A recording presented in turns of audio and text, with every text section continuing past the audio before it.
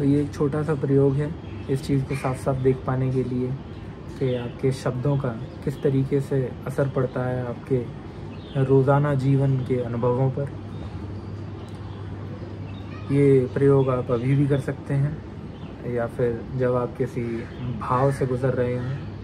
हम लोग एग्ज़ाम्पल के लिए डर की बात करेंगे, लेकिन आप किसी भी भाव, डर, चिंता, खुशी, हर भाव में आप इसका प्रयोग कर सकते हैं। तो अगर डर की बात करी जाए, जब हम डर नाम के भाव का अनुभव कर रहे होते हैं तो हमारे शरीर में कुछ हरकतें हमें महसूस होती हैं। थोड़ा कपकपाना या फिर सीने में थोड़ी सी जकड़न सी अनुभव करना, या अलग अलग लोगों के अलग अलग अनुभव होते हैं।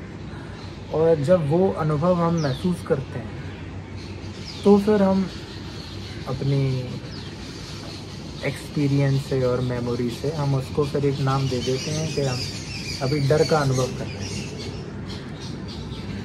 और फिर एक बार जब हम अपने आप को बता देते हैं कि ये तो डर है, फिर उसके बाद फिर वो एक साइकिल बन जाती है और फिर डर बढ़ता चला जाता है, और फिर आप घंटों तक उसी चीज़ में फंसे रह जाते हैं। अब इस साइकिल को तोड़ने का ये एक्सपेरिमेंट है कि जब भी अब आपके शरीर में वो वाली अनुभूतियाँ हो रही हैं कि कपकपाना या जकड़न, तब आप उसको डर ना बोलें। आप डर के अलावा उससे कुछ ऐसी मजाकिया चीज़ का नाम दे दें। जैसे वो अनुभव आपको हो रहे हैं और आपने बोल दिया कि ये तो एक हाथी है, या फिर जो भी चीज़ आपको फ़नी लगे। अगर आप ये करते हैं तो फिर वो साइकिल टूट जाएगी और फिर आपका वो इमोशन, वो भाव फिर ज़्यादा मजबूत नहीं हो पाएगा। और अगर वो कोई निगेटिव भाव है तो फिर वो बढ़ नहीं पाएगा और आपको परेशान नहीं कर पाएगा।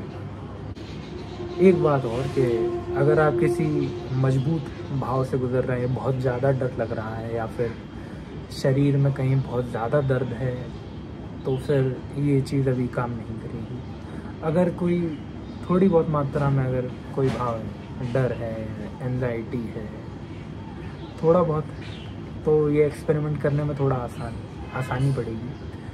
वैसे कर तो आप बड़े से बड़े दर्द में भी सकते हैं, लेकिन उसके लिए पहले आदत बनानी पड़ेगी। तो अभी किसी छोटे मोटे भाव में इसका प्रयोग करके देखिए।